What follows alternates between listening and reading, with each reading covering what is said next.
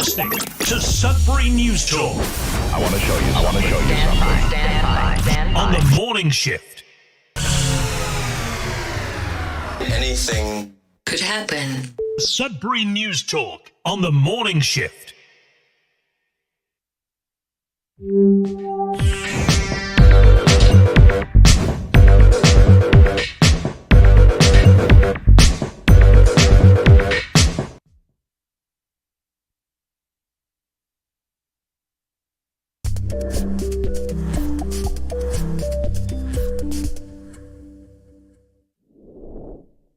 Good morning, everyone. Welcome to Sudbury News Talk on the morning shift. I'm AJ Walsh. I'm glad to be here with you, and I'm thankful that you're with us this morning. It's going to be a great show, packed with all kinds of stuff to do with the city of Greater Sudbury, in which we are broadcasting to you from and for the people here.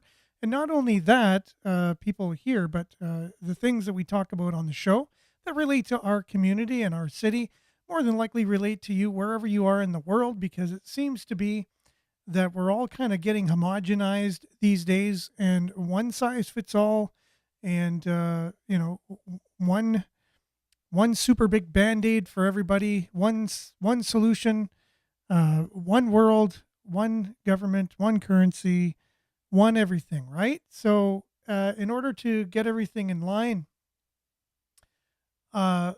with things like that, we need to, our city needs to get in line with other cities. There's, a larger movement on globally in order to allow our city to come in line with these things, but it's done through every layer of government. So that's why a lot of people, you just make an overarching comment like that, and people say, yeah, well, it's not like that because of this. But that just means you're not as educated as you would need to be about the world in which you live. But so there's, the UN. There are multiple NGOs out there in our world. There are organizations like the World Economic Forum, the World Health Organization, the World this, the World that, the World Yahtzee Club. Kidding. But there's everything world, but these aren't unelected people. They're not elected. They're appointed, and they're making policies that would have to get citizens of countries to go along with in order to make this world. Like, what would the world be without countries and communities, cities, provinces, states? What would a world be without? That's the world. It's a multiple countries. Within those countries, there's states or provinces, and within those states and provinces, there's regions or districts or municipalities, cities, towns, So in order to have these world plans go ahead, they're making world plans. You go to their website, you can see their plans. It's not a secret. We have the internet, or at least most of us do. You got a phone in your hand. You can find this information out. It's not that hard. So what are the plans they have? Well, you read about them if that's something that interests you. I have. And for me to say one thing or another thing, you'd have to explain the whole thing. But really, all it is are these large NGOs and worldwide organizations that have plans, and they have ways to make these plans come about. And you've heard this thing called climate change, right? And that's one of the things that they've talked about using in order to bring these changes about, that they have plans for, because people are scared. And when people are scared, they do things. That's an old thing you knew about a long time ago. You talk about the media, the government will scare you in order to doing things. But now we forgot that, and we're just afraid of climate change now. So we're afraid of something else, but we forgot that that's used to get people to do things they wouldn't normally do. We forgot that. And so they just have to keep coming out with another boogeyman, and eventually they get what they want. So we're going to do a little deep dive into how larger entities affect our community. And if you are a naysayer and you say, no, that's not true, we make all the decisions ourselves in our local meetings, it's not influenced by higher powers, unelected officials with plans to do things other than great things for us, stay tuned to this show, because you'll be educated a little bit. Can't educate you on everything today, but you'll be educated a little bit on that. I attended the meeting last night about phase 2 of the compact whatever city, community. I forgot the name again. The Compact Complete Community of Greater City of Sudbury. There wasn't anything in the presentation that would send any alarm bells anywhere. It was a great presentation. The person who gave it was very informative and very polite and very well spoken, and answered the questions very directly, and nothing wrong with that. But we'll dive in a little deeper than just city planners talking about corridors and nodes, which is what they talked about yesterday. And let's see if there's anything when you scratch the surface, and see if you scratch and dig a little bit and find out other things right underneath. That's what you do in journalism. Remember that? Remember when journalists used to be going around finding the truth about things and digging and scratching and asking questions, which are very uncomfortable for people? Well, that's what we still need to do in order to find truth. And that's what we're hoping to do a little bit today. So stay with us if you're interested in stuff like that. We have the new speed cameras, brand new speed cameras, everyone. They're active today. We're not sure. Well, we'll find out maybe if there's any news on when today, like right now, are they active, or are they active at 7 p.m.? We'll find that out later as we look into these stories. But that's we'll talk a little bit about that, and then a little bit about the new complete. What did I say again?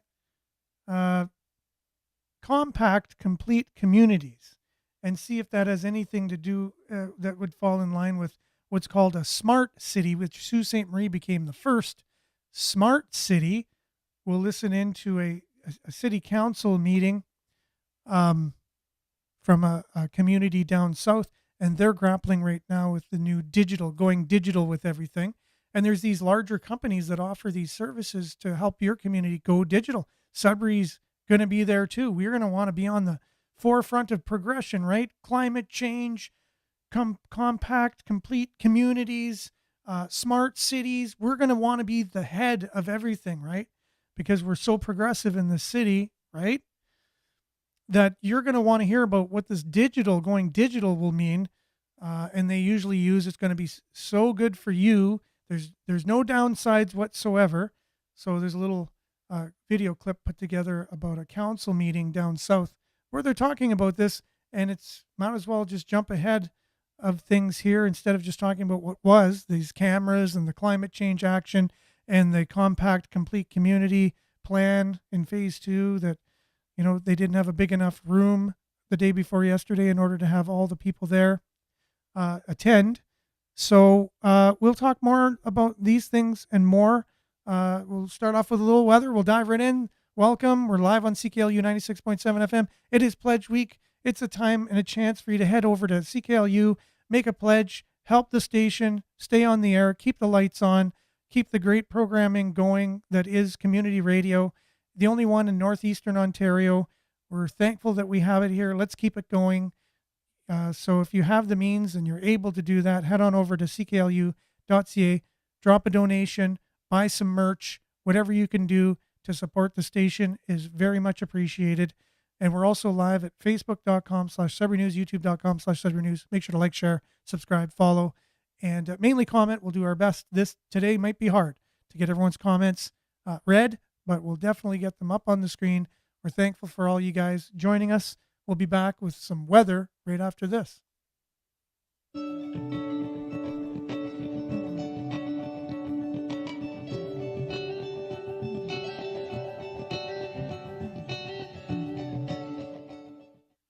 Okay, and Sudbury Weather is brought to you by sudburyweather.ca as usual. Lands on our sudbury.news website, which aggregates all the local news into one convenient location. Oh, there's a weather advisory. Look at that. -15, very cold, but even colder with the wind chill at -22. The weather advisory, because I'm traveling today, there's a weather advisory, obviously. So winter weather travel advisory in effect for this afternoon, right when I'm going to be traveling. Perfect timing. Hazards, localized snowfall accumulations, 10 to 15 centimeters. Yeah, we were looking at the app yesterday. It said 1 centimeter. So I guess it's growing now. Snowfall within a short period of time, probably just as I'm driving. significantly reduced visibility and bursts of heavy snow beginning this afternoon and ending early Saturday morning. Oh my goodness. So it's going to happen all through the night. Scattered flurries are possible this morning before bands of intense snowfall begin affecting the region in the afternoon. Within these bands of snow, visibility will be significantly reduced due to high snowfall rates. The most intense snow is expected to move out of the area from west to east tonight. Surfaces such as highways, roads, walkways, parking lots may become difficult to navigate due to accumulating snow. Visibility may be suddenly reduced at times in heavy snow. Be prepared to adjust your driving with changing road conditions. Take extra time and extra care when walking or driving in the affected areas. For more information, you know where to go. Anyways, so that's that for that. Today, we can expect, as we said, mainly cloudy, 40% chance of flurries late this morning. Then this afternoon, flurries becoming heavy at times, beginning late in the afternoon, like we just said. High of -2 today. The wind will be moderate relative, so it's not like we're going to have tons of wind blowing the snow around. But anyways, wind chill will be -23 this morning. Tonight, flurries at times, heavy local snow amount of 5 to 10 centimeters, and wind will be 15 kilometers, very moderate. The low will be -10, the wind chill -7 this evening and -15 overnight, so the weather is getting a little bit more moderate. And then Saturday, flurries ending late in the morning, then clearing, local amount of 2 centimeters. Wind will be gusting to 40, so the wind will be coming in tomorrow after the snow just to blow it around a little bit. High of -4, wind chill -17 in the morning, -8 in the afternoon. And look at your long range again. We know about tomorrow, -4 is your high with snow in the morning and then dissipating in the afternoon. And then sunny Sunday still. It's forecast to be sunny. -2 and sunny on Sunday with a lot of snow on the ground. And mix of sun and cloud on Monday, high of 5, +5. 60% chance of rain on Tuesday with a high of +4. +3 on Wednesday with a 40% chance of showers or flurries. And then a mix of sun and cloud forecast for Thursday, March 28th. We're almost at the end of March by the end of next week. How is this happening? We're just, time is just flowing like a river between you and me. Anyways, okay, March 22nd, there's your look at your satellite. We get the really cloudy areas north of us, in Timmins and north, all clear all the way up to James Bay. But we have these weather patterns and snow coming towards us. You can see coming from the west. Wasn't predicted yesterday, but all of a sudden it's a coming today. So there you have it. That's your Sudbury weather, brought to you by Sudbury Weather, SudburyWeather.ca. We'll be back with a little bit of sports update, news headlines, and more right after this.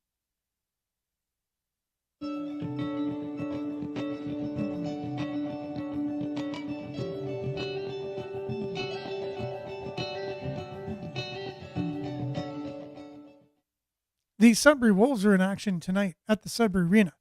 You're going to want to get out and see it. It's the last home game of the season, and it's the last time that you can redeem any of the vouchers for the Sudbury Wolves. They're taking on the Barrie Colts. The game is set for 7:05 p.m. that is. So if you're driving, you know the weather conditions already. You'll have to take some caution with that. So like I said, it's the last time Wolves vouchers can be redeemed for tickets this season. And make sure to get your season's tickets for next season. They're going to be going on sale for everybody. Take advantage of early bird pricing. Tickets are only $569 for next year. But after tonight's game, the Wolves will be hitting the road, Niagara, and then the Generals. So the Niagara Ice Dogs and the Generals on Sunday. The Oshawa Generals, that is. So you can catch those games on OHL Live, watch.chl.ca. Not sure if they'll be on Eastlink or not, and we're not sure if it'll be on CKLU or not. So a lot of things up in the air with that, but for more information, visit SudburyWolves.com. They got all your information that you need right there, always do. as we get the Sudbury 5 information loaded up here, as they're on two different pages, obviously. Here you go. Sudbury 5 will be in action this Saturday and Sunday. They're welcoming the Kitchener-Waterloo Titans on Saturday and the Windsor Express on Sunday. Saturday's game, 7 p.m. Sunday's game is 2 p.m. So you got a whole weekend. Wolves Friday, 5, Saturday and Sunday. Get out, support your teams, have a great time. It's not that expensive. Bring the family. Remember, kids 10 and under. Kids 10 and under receive admission for only $10 for the 5 games. That's your Sudbury Sports, brought to you by SudburySports.ca. We'll be back with a little bit of your news headlines, your comments, and more right after this.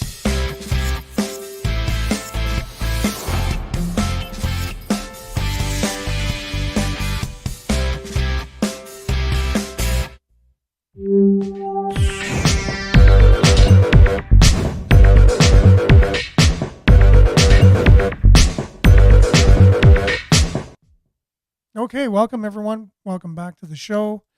If you're listening on CKLU, it's Pledge Week. You remember that? And make sure to support the station if you're a fan of CKLU and what we do in the city of Sudbury. If you're listening, more than likely, there's a good chance you're like, wait a minute, I'm listening to this radio station for a reason. That must mean I like what's on it, or I'm taking advantage of it. And the only way we stay on the air is from people like yourself and your generosity. So make sure before Sunday, when Pledge Week is over, to make a donation if you're able to. If you're not able to, how can you do it? You're not able to. But those that are and appreciate the station, we appreciate you and what you can do for us. And we're only here for you anyways, so it's reciprocal. We're grateful for all the listeners and all the supporters. And we're grateful to be around all these years since 1984. A lot of you joining on so far. We want to get Trevor. He's here, ready to go, and with all kinds of information. As usual, thank you, Trevor, for being on. And good morning to you, in the same way that COVID was merely a totalitarian power grab. So a lot of people would say, what do you mean by that? Well, they'd have to get educated on it, right? And had nothing to do with a virus.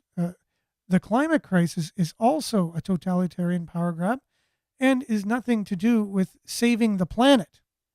So that would be people to look into that, right, for themselves and say, no, it's about saving the planet. Greta Thunberg is going out there and sacrificing her life for the planet. You know what I mean? A lot of people feel that way. And so you go on to say the purpose of both scams is to frighten the global population into surrendering national sovereignty, right? So if you have global organizations out there with global agendas, these countries all have different laws and different, they have their own sovereignty. You have to get rid of that in order to enact these laws and these goals that these higher entities have, right?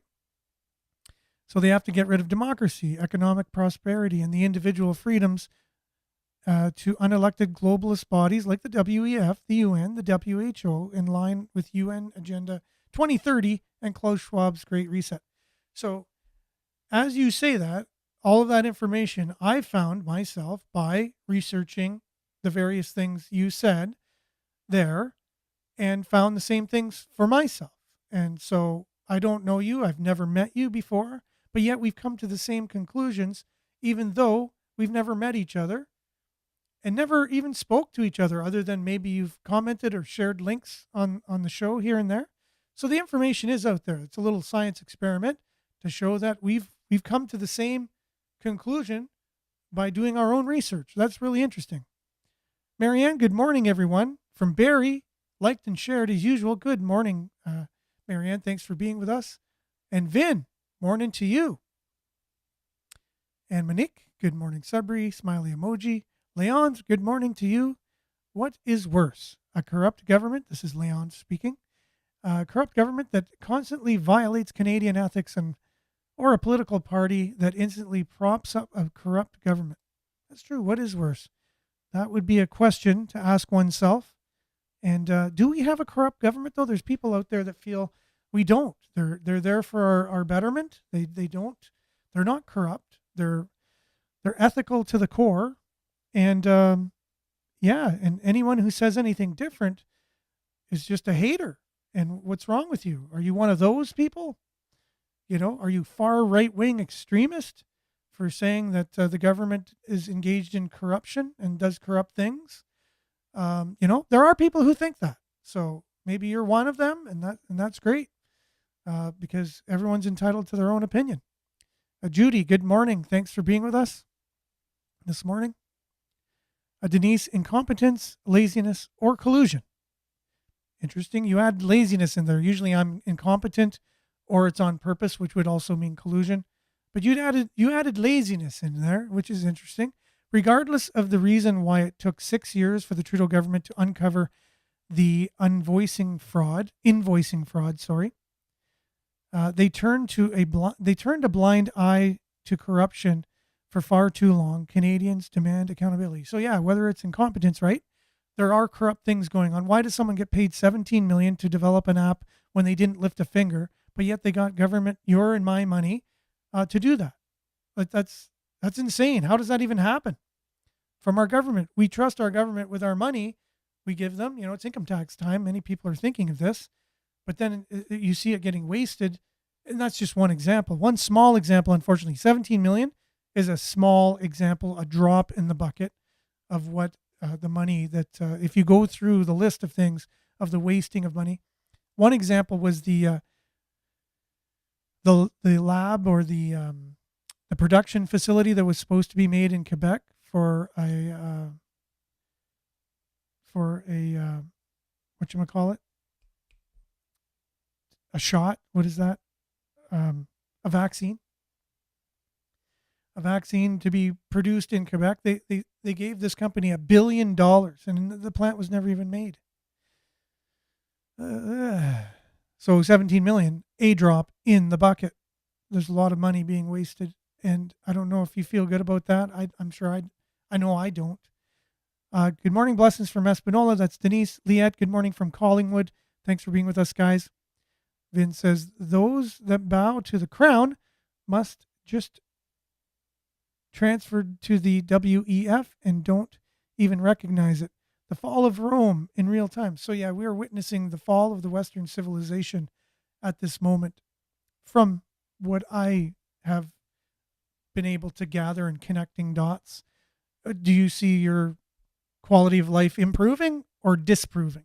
So basically it's that. Do you see, more peace and more love out there, or do you see more contention and protests and arguing and do you see more division out there? That's for a reason, right? It's a military tactic to divide a country using things like propaganda, which come through things like the media. And if you have politicians that are bought and paid for, they'll also fuel the fire and add to that division in people. Divide and conquer, right? The oldest trick in the book. Wartime playbook. Divide and conquer. Are we united as a country or are we divided? How did that happen? Did it happen by accident? So just start asking questions. They're fun. Questions are fun. Belinda, good morning. Things can come apart so easily. Things can come apart so easily when they have been held together by lies. So too shall every level of government. Again, right? It's hard to maintain a lie. Eventually, it gets violent or something because, you're going to believe my lie whether you like it or not. And if you're in control and you're in power, you're going to force people to believe your lie or go along with why you're lying in the first place. The fragility of freedom, democracy has been highlighted. We will get to that. I just saw the story of Sudbury.com covering the phase 2 public meeting at Tom Davie Square, and I saw some wording in there again. I'm pretty sure I know who wrote that article. But anyways, so I can't wait to get to that. It has something to do with what you were just talking about there, Trevor. Vin. Trevor says, you will own nothing and be happy. That is a phrase coined by Klaus Schwab, who is the leader of the WF, formerly leader of the Bilderberg Group, if you know anything about these types of groups that get together, unelected officials with elected officials, to plan your future without you being part of the planning. Monique, good day, folks. Do not usurp the free will of any sentient being. The everlasting agreement. Good morning to you. Do not usurp the free will of any sentient being. The everlasting agreement. Look at that. See? So much fuel for our brains in the morning to get us to think instead of just going about our day and just,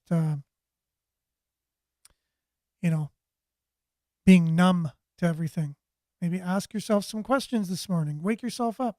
Who am I? Where did I come from? Why am I here? Where am I going? These types of things, You ever ask yourself that as you're driving to work in the morning? Like it's I know it hurts. It hurts your brain, but it's a muscle. You got to exercise it every once in a while.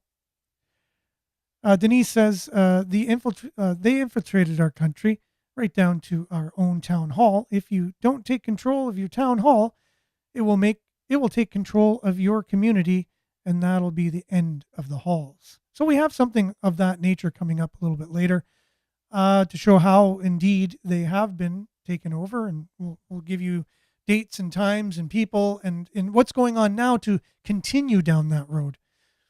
Belinda says apparently a recent RCMP report warned Canadians that may revolt once they realize how broke they are. Yes, well, that's a no-brainer. So yes, I saw that from our good friends in Alberta. News and Views shared that, and I was going to talk about that a little bit on the show yesterday, but we ran out of time. So yeah, a leaked RCMP document saying that Canadians more than likely are going to revolt when they realize what this government has done to bankrupt the country, basically. Bankrupt you and I. And so I guess we'll see that in the near future, whether they are right on that or not. Dennis, good morning, everyone. Hope you're having a good morning in London, Dennis. Marianne. Okay, and let's just start getting on with today's show.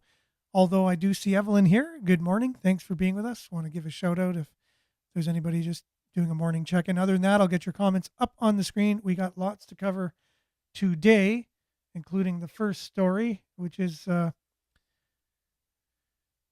know that our good friend Brian Cooper from Pure Country shared a picture on Facebook. He was standing outside one of the photo radar machines that are now in operation. Will start today at some point. And basically that's up on our Facebook page, and many people are commenting on it already. It seems to be there is a kind of a 60% against and about a 40% for it. If you look at the numbers, or maybe even, 66.5% for it, against it, and 33.5% against it. Something along those lines. Between 33 and 40% are for these cameras, and 60 to 66.5% are against them. From what I'm seeing from comments from people, whether on any news article or whatever, that's what I'm seeing. So here's the headline coming to you from Sudbury.news, but it is from Sudbury.com. Check your speeds. Greater Sudbury speed trap cameras now active. The city of Greater Sudbury's 6 speed trap cameras slated to become active today, with tickets to begin arriving in speeders' mailboxes in a matter of weeks. So it'll be like Christmas time, everyone, when you get your speeding ticket delivered right to your mailbox from these automatic radars, automatic cameras. For more on that, let's just open up the story here from Sudbury.com. It's from their staff. Okay, so the city has declined to share what speed threshold. Remember, we're saying, well, what if you're going 5 over?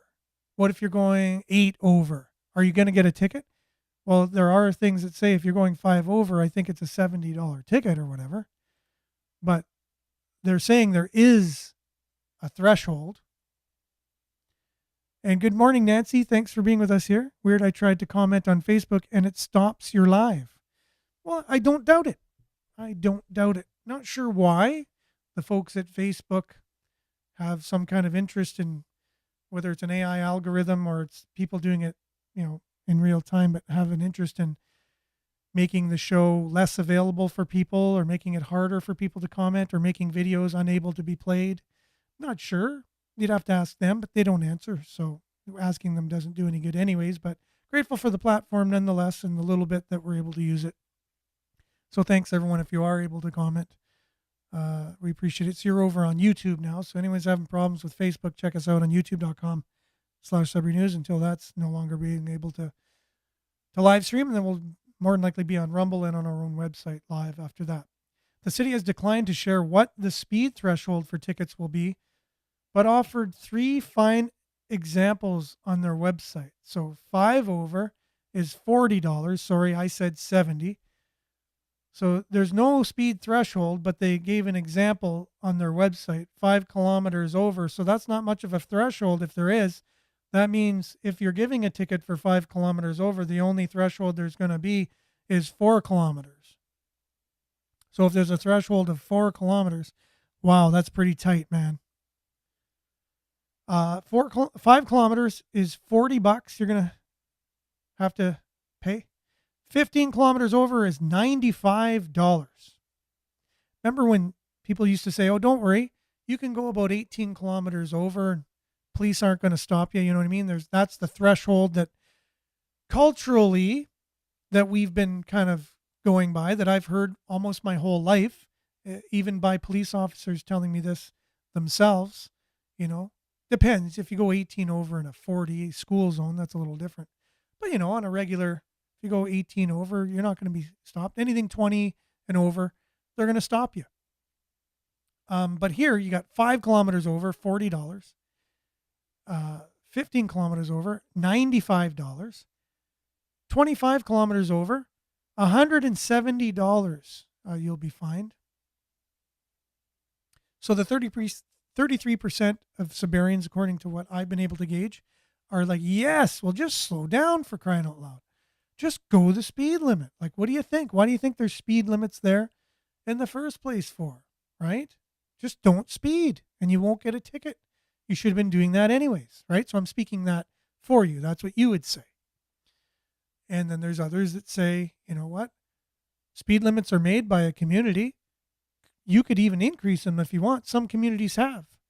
And the data is out on it, by the way, that no more accidents were caused in the communities that raised their speed limits rather than lowered them.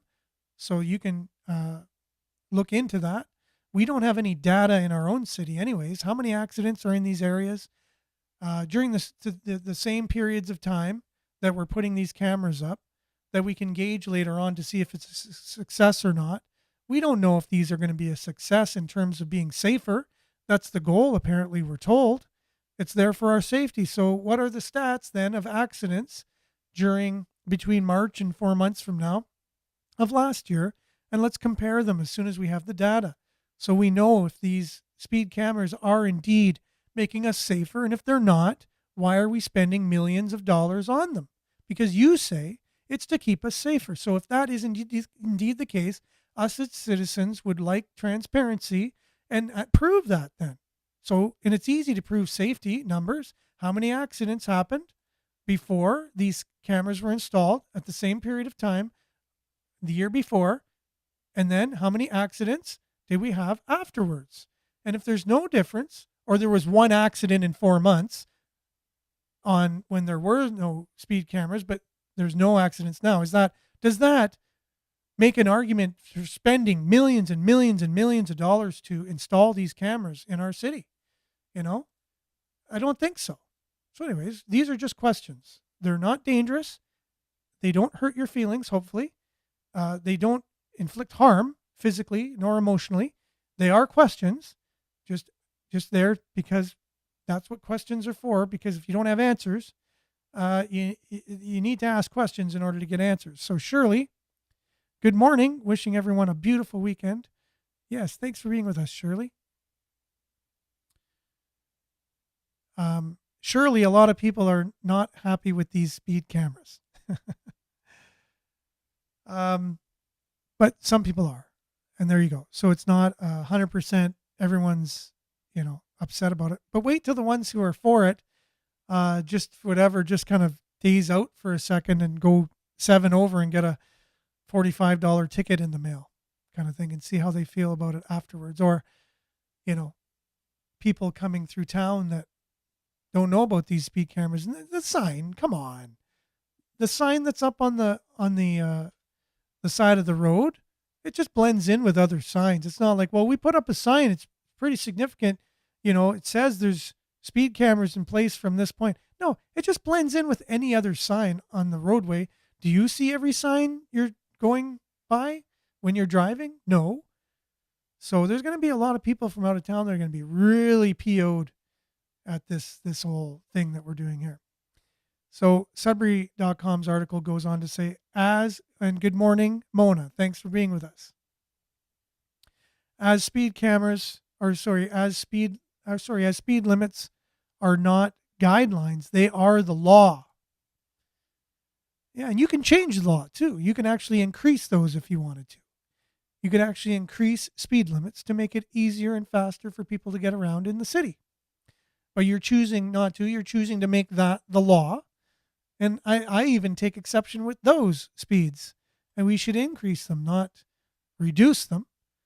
Show me the data otherwise. You know what I mean? Show me the data. That's enough. Don't just say, oh, we know speed kills. Sure. Okay, well, show me then. Show me how it kills. And show me how it kills in these zones that you're putting cameras in. Okay? That's what I want to know. As speed limits are not guidelines, they are the law. There is no need to disclose thresholds of speeds, according to the city's website. Driving at or below the posted limit will ensure tickets are not issued. Well, if you drive below the speed limit, I have a question again, not a harmful thing. It's not a weapon. It's not designed to hurt anybody's feelings. It's a question. What if somebody drives 10 kilometers per hour? Will they get a ticket? Would that cause danger? Do you think that's safe to have somebody driving 10 kilometers and holding up traffic behind them and making people irritated and possibly then act out a little bit and whatever and then cause harm? That's okay, right? Have we looked at that part of the data? Is that a thing or not? What if I drove 1 kilometer per hour? Am I going to be stopped? What if 2 people drove 1 kilometer per hour beside each other so no one could pass? What about that? Well, that barely happens. So, okay, but what if it did? What are you going to do? Right? Any authority will tell you, good morning, Miles, that there is no threshold allowable. A judge will tell you the speed limit is the number for sure. Yep. But there's also something in the world of law that insinuates basically, like, let's say you own a house and there's a trail beside the house going to a lake, which you don't own, which is a public beach, but your house is private property, and there's a trail on your property that goes to the beach. And for 25 years, people of that community use that trail to go to the beach. And all of a sudden, you put up a sign saying no trespassing, and you call the police when the first person comes on the trail to go to the beach. The person can say, yeah, but for 25 years I was using this trail. You can't all of a sudden say this. So there is an argument to be made in that part of the law that says we knew for years and years and years there is a threshold. There is a commonly known threshold for speed limits that you knew you wouldn't be pulled over by a police officer. And everyone was doing that. There is an argument you can make. I don't know if a judge would rule on that or not, but it is part of law. It's one of the things I remember from taking law in university. It was a very boring class, and the professor was very monotone. But anyways, I do remember that. Tickets are mailed to the registered plate owner within 30 days. So it's in a timely manner. Uh, Demerit points are not issued since tickets are mailed to the registered plate holder and not necessarily to the driver. So you will not receive any demerit points. I'm just wondering if you're going like 200 over, you know how if police get you going 200 over, well, whatever the speed limit is that you're deemed stunt driving, you know how they can pull your car and all that stuff? Well, with this, they can't. I wonder what the ticket is for 200 over. If you're stunt driving, you're not going to lose your vehicle. You're not going to get any points, but you can stunt drive in these areas, just pay the fee, but you don't lose your car or your license or whatever. And police aren't going to be monitoring these areas because the cameras are doing them for them, right? So that's an interesting side note. I mean, you'd have to be pretty rich to want to go stunt driving and get a ticket of $10,000 or something. But you'll keep your vehicle and won't be impounded and keep your license and all that stuff. The automated speed enforcement cameras, if you don't know by now, on Bellevue Avenue, Algonquin Road, Falconbridge Road through Garson, and Hillcrest Drive, Gary Avenue. The automated speed enforcement cameras are portable and will be relocated every 4 months, with the new locations updated on the city's website and shared via social media.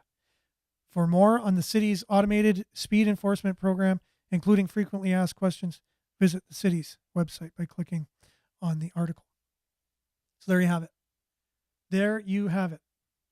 Sudbury.com also reporting the city meeting that we had for phase 2 of the Planning Compact Complete Community. A widely refuted 15-minute city conspiracy theory fueled another disrupted demonstration by local members of the Freedom Convoy movement this week. I just want to see if it's written by our good friend. Yep, Tyler. Thought it was you. You haven't gone to any of the 15-minute city websites. It's not a conspiracy. It's a fact. And you as a reporter, I'm kind of very disappointed. The fact that you don't know the 15-minute city theory. The city employee who was doing the Zoom meeting yesterday even acknowledged that it was a 15-minute concept. He said the 15-minute city concept is not what we are going for. He was aware of what it was. So Tyler, maybe you should talk to the person that did the webinar on this, and he will inform you that the 15-minute city idea is not a conspiracy. It is a real thing.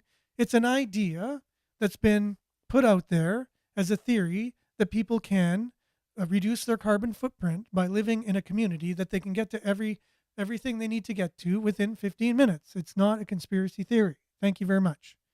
And I would very much invite you to look into that and at some point make it public, the idea of what it is. And you can even say the city is not going along with it, although it is a real thing, like a reporter does, like a journalist. You are a journalist, right? You're paid for that anyways. So that's something that I would encourage you to do, invite you to do that. A group of approximately 40 protesters targeted an open house. Targeted. They didn't just go there, they targeted it. Wow, interesting use of language. They targeted an open house at Tom Davies Square in the city, hosted Wednesday afternoon. This followed a series of Freedom Convoy disruptions during the town hall style meetings Mayor Paul Lefebvre hosted last year at the February 27th council meeting, during which several people were expelled for persistent interruptions in protest against the city taking climate action. Yes, climate action. We will be talking more and more about that coming up. Wednesday's open house was intended to center on the City of Greater Sudbury's nodes and corridors strategy, which Freedom Convoy's members say is linked to the 15-minute city. Just take out the word conspiracy. Tyler, and put concept, the 15-minute city concept, which it is, which is also implemented in many cities around the world already. So it's a concept that many cities have adopted, and we're worried that it's going to be adopted here. Many people are. Here's the gentleman that did the webinar last night. As you can see here, I don't know why my screen's taking so long to catch up on the feed. Bizarre. Okay, so Ed Landry. So I guess that's who did the meeting last night, is seen during an open house meeting, Tom Davies Square, March 20th, to discuss the nodes and corridor strategy. While an unruly crowd yelled expletives at city staff, likened them to Nazis, and allegations and alleged various points of wrongdoing, Sudbury.com pulled city senior planner Ed Landry aside to ask him about nodes and corridor strategies, what it's all about. In a nutshell, we're looking at increased densities along cities' main corridors, he said. And he also said that on the meeting last night. In places such as the Kingsway and Paris Street, the city has both hard and soft infrastructure in place to accommodate more people without having to extend services to other areas. So again, part of the 15-minute city concept is having everyone living in like very densely populated areas and not rural. So they want to get rid of rural, sparse developments and just have them concentrated so everybody can get to where they need to get in 15 minutes. They don't need a vehicle. They can drive a bike or walk. There's a lot of pathways and green spaces, and it's a unicorn kind of lollipops and unicorn world. It's a good concept in a lot of ways. There's nothing wrong with it. But if you look at who is instituted and why the city gets money, which they do, they have to make these plans and they have to make them in accordance with the provincial laws, right? Where does the province get these laws from that they want cities to go along with, right? So anyways, it is what it is. So thanks to Liette for sharing with me an email from a lady who's running for mayor in Southern Ontario. She was able to give some information here. Sheila McFarlane, who's running for mayor of Guelph. You know that city, Guelph? The city that we were compared to with a similar population size, where the police actually share double the information than our police share in our community. Say that she explains the basics of how municipal politics in Canada have been captured by the globalists. Something we've been talking about, the UN, WEF, WHO, these organizations, unelected officials. So the email was forwarded. There was a restructuring. So here's the information that she was sharing with everybody. There was a restructuring of mayors by the United Nations that started in 1992. Well, why would the United Nations need to restructure mayors that are in municipalities and cities? Interesting. That's a good question, right? Why would that need to happen? Why do they care about mayors? It helps to know how it was done in order to undo it. Well, why would you want to undo it? Maybe it's a good thing, right? On my website, this candidate's website, are all the founding UN documents. They're listed under resources. This is how she learned about the fraud in public and private partnerships and how they got into our towns.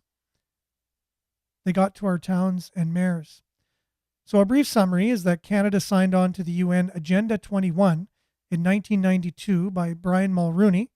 A total of 178 countries agreed because this international agreement promised them big money to go green. It's always about the money.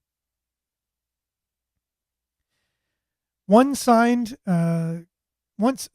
Canada became a UN member state, a nation state, and no longer a sovereign country under the rule of law and the supremacy of God. Any country that has signed on to the UN Agenda 21 ceased to be a nation, and all their governments were restructured as UN member states. All towns were to be either abandoned or merged with others to form UN city states. So do you remember the amalgamation of Greater Sudbury? So now that takes on a whole new light now, right? Remember, so this was their agenda, to amalgamate all the smaller communities into larger ones. So as you can see, we followed that. So came from them. That was their goal, and we did it. So if you're not aware of that, you say, well, amalgamation, it's just because many communities were amalgamating. It's just something we decided to do. No, it just doesn't happen by accident. It came because that was part of the agenda. That was part of their goals.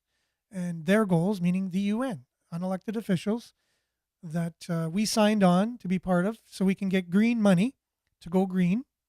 Now it's climate change, right? It changed from going green to climate. You don't hear that anymore. You hear climate change. So they just kind of keep changing the boogeyman kind of thing or whatever the reasons are, the flavor of the day in order to get people to go along with these things. By 2000, we saw countries being governed by directions of the United Nations, G7, G20, Council of Foreign Relations, World Bank, World Economic Forum, the World Health Organization, the International Council on Local and Environmental Issues, that's ICLEI.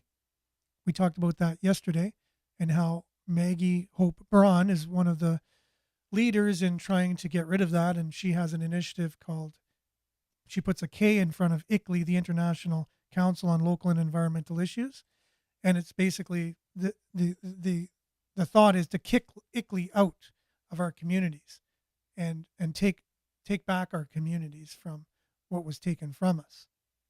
And citizens don't know all of this is happening behind the scenes, which makes it terrible. And I'm calling for transparency. Let's Sudbury be the first transparent city in the world. That would be awesome. The first transparent city, and then see how things flourish.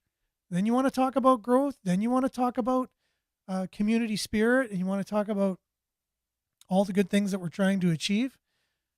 You could even include a lower carbon footprint. You could even do that by being transparent. It's not impossible. There's nothing wrong with having a lower carbon footprint. It's just not the reasons that they're telling us for, or it's not as much of a danger as they are telling us it is, right? But what's wrong with being good to your planet? We should have been doing that anyways. But the way we're doing it is very harmful. It's creating more harm than good. We'll talk about that on subsequent shows.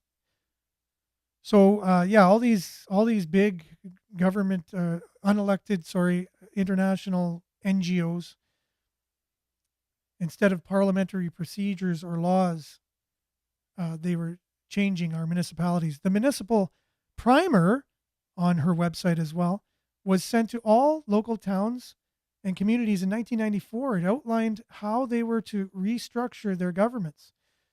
Our policy officials office, which your elected mayor and councillors were partnered with a private corporation or city. The Greater City of Sudbury is a corporation, so they were partnered with the Corporation of Sudbury and would help the local agenda implement these global initiatives. So she has that information there that you can see on the website. And unfortunately, we are out of time. It goes on to say a lot more, but I hope that's enough information for you to, if you are interested, if you do care about the community you live in, if you do think there's certain conspiracy theories going around as reported in our local media, and you just want to look for it yourself. Let me see here. There was a website. I think it's the 15minutecity.ca or something like that. I just saw it here yesterday when I was reading this, but I guess I'm not able to see it at the moment. But you can find these things out, and you don't have to just take what's told to you. You can ask questions and find things out for yourself. It's a really cool thing. Our brains are wonderful inventions, and our hearts as well. And when our hearts and our brains work together, it's a wonderful combination.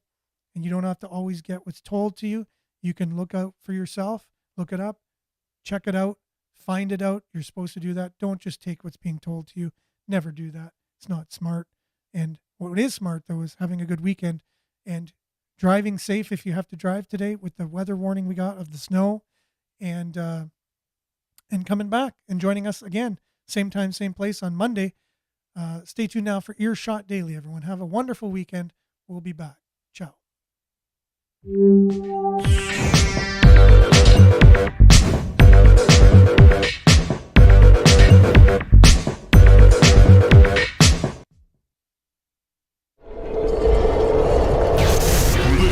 This is Sudbury News Talk on the morning shift.